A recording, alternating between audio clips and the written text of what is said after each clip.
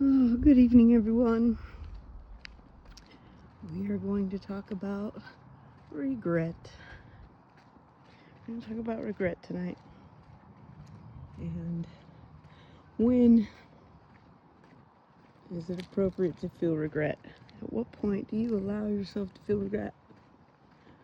Myself, personally, I feel regret if I did something wrong and maybe I didn't apologize for it at the time. Maybe I didn't have the opportunity to apologize for it at the time. Maybe I didn't feel like I did anything wrong at the time.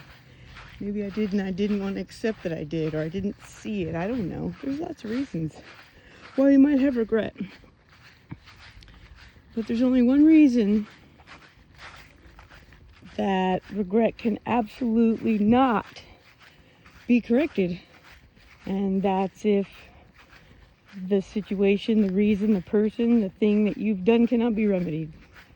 Either because you're dead, it's dead, it doesn't exist anymore, the time has passed and it won't return. So,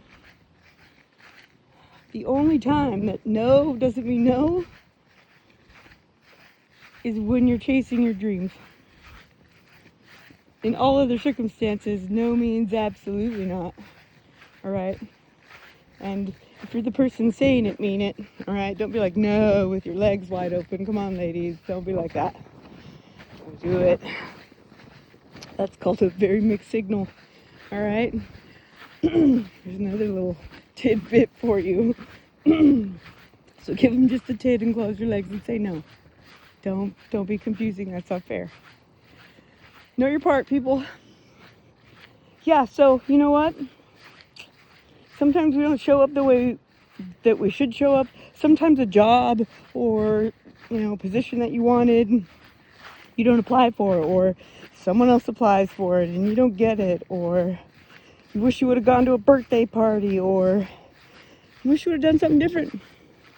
And it bugs you. It takes a little bit of your energy every day, and if you can sit around and think like, hey, if I were to turn the tables and I was the person on the other side of this, if I was willing to let someone make it right, if I was going to let them humble themselves enough, and I was going to humble myself enough to forgive and clean slate that shit, because you only live once, people. What you do not atone for on this earth, you will atone for at some point. So think about, like, okay, whatever, this was wrong, that was wrong, I did wrong, someone did me wrong, and do I want to leave this shit this way forever? And if not, well then consider what would be your minimum standard based on how bad you feel about whatever the fuck happened, and go do that. The worst that can happen is the situation stays exactly the same. But maybe you'll learn that lesson thoroughly if you allow it the chance to humble you. And maybe you'll have that opportunity, and maybe you won't. And you'll never have the opportunity to humble yourself in that situation. But be aware. And should a situation present itself in the future, do things different. Do things different. We need to connect differently, people. We do all this weird stuff now on social media. And what I don't like about it, what I don't like about even texting and a lot of social media, is you could read a text a lot of ways.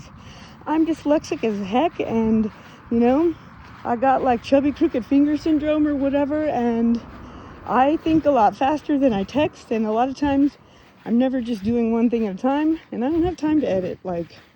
Then I got to think about how I would say the stuff and whatever, and usually, I'm not that person. I'm not going to sit and think out a text and rewrite it 15 times before I send it to him. That's to someone. That's not me. So if my texts don't have at least one spelling error and you can't understand what about a quarter of it says, it's not me. Okay, that's an imposter.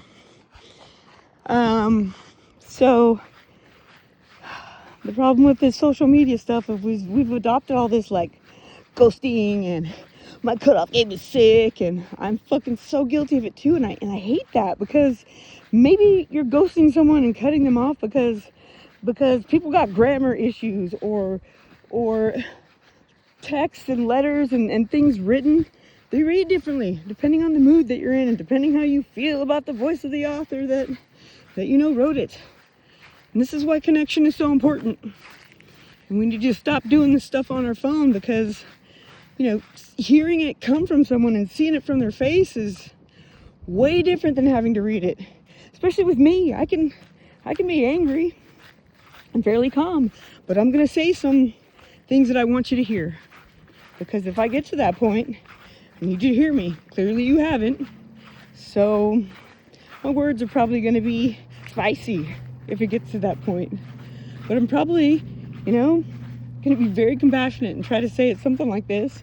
I know I'm always huffing and puffing when I'm talking on this phone, but I'm walking out here, and I've been in survival mode for such a long time that I've forgotten how to breathe, like out of my diaphragm, and I breathe through my nose really well when I'm inside, but it's everything I could do to learn how to breathe when exercising. I always hold my breath at the wrong time, and I've trained for half marathons and stuff, and I've never learned how to breathe.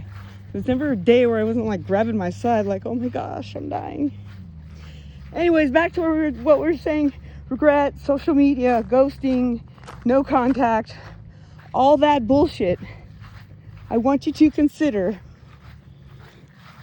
how many connections have been destroyed in the short time that we've been communicating this way, because maybe both of people on either end had a bad day and a little attitude, and we're all up in their feelings and reading whatever they sent in the way that they read it. Maybe it was unclear, maybe things got busy and nobody got out of their feelings on both ends, and lo and behold, something that maybe had potential, or maybe just ruined something, a connection with a friend, a connection with a family member. Maybe it was just a misunderstanding.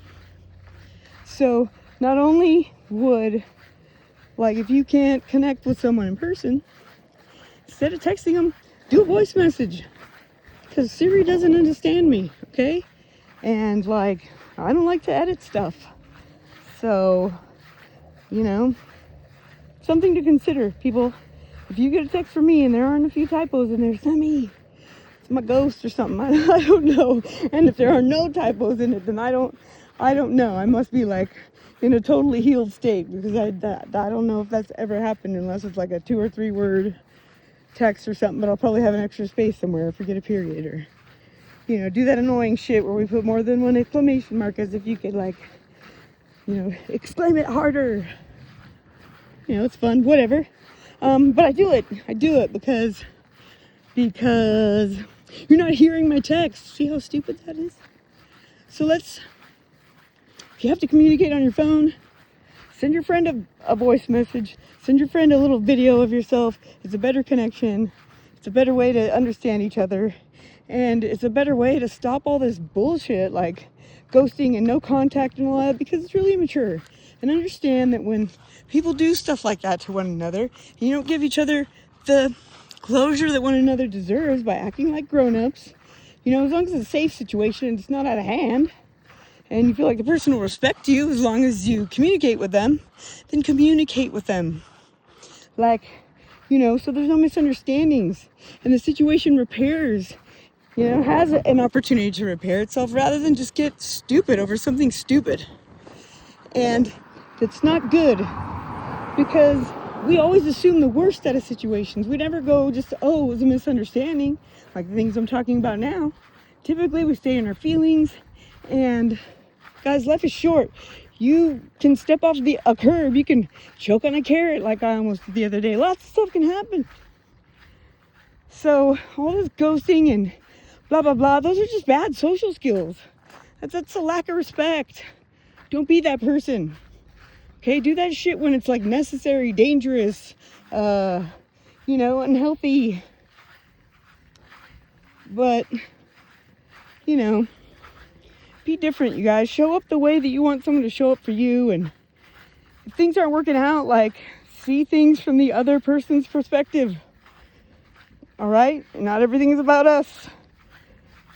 And I think a lot of people are willing to understand that, but we're getting really bad at communicating and, you know, text with horrible grammar or unedited stuff because, you know, doesn't mean that people are dumb or they're not smart or they don't care, but just everybody has their style. Don't make texting my style if I'm like funnier in person. Like Siri doesn't understand me. My jokes just don't hit the same when simple words are all spelled wrong. Like, ugh, so unfunny.